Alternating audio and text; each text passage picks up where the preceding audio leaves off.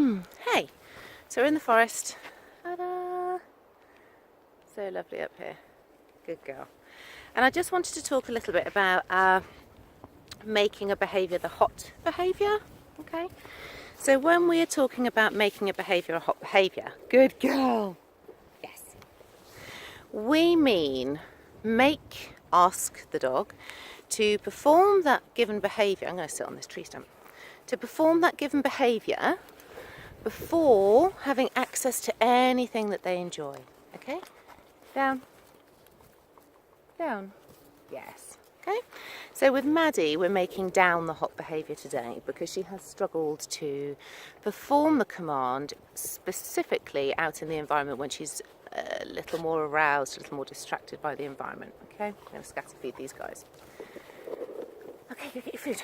What you will then find is that the dog will naturally display the behaviour because it's been reinforced so many times previously in so many different ways. Okay, so if we ask the dog to perform a down, if that's the behaviour we're choosing to make the hot behaviour, if we ask the dog to perform a down before they, very nice.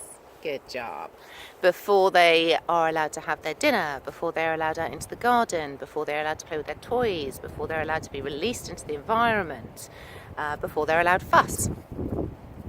All of those really tangible reinforcers that the dog finds so rewarding, then the dog will start to display the behaviour naturally, which is what's starting to happen with Maddie already today, just from making down the hot behaviour just for today. So she's already performing the behaviour voluntarily without a verbal cue because she understands it will, no thank you, because she understands it will get her something that she wants. Okay? When we reinforce a behaviour with several different reinforcers, not just food, it works far better than just using one reinforcer alone. Okay? If you were just given chocolates, you're just giving chocolates all the time, chocolates would lose their value. Whereas if you're given, intermittently, chocolates, flowers, wine, or gin, in my case, it would be more reinforcing than just having one given reinforcer.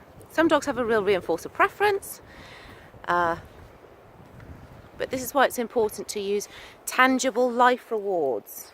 Okay, so typically the release back into the environment is a really potent one. Okay, access to other dogs is another potent one. And obviously I've got two of my other guys here with me today who Maddie finds massively rewarding to play with. Down. Good girl. Yes. Good job. Okay, so allowing her access to play with them is a really good reward for her. And she likes food, and she likes play, and she likes running around. So she's actually quite an easy dog to train. Yeah, so anyway, making behaviours the hot behaviour is the way forward. Good. The dog then naturally chooses to perform the behaviour. Okay. Dogs do what works, and they will perform behaviours that have been reinforced. So reinforce your behaviours, guys. Case in point. Okay, have a good day.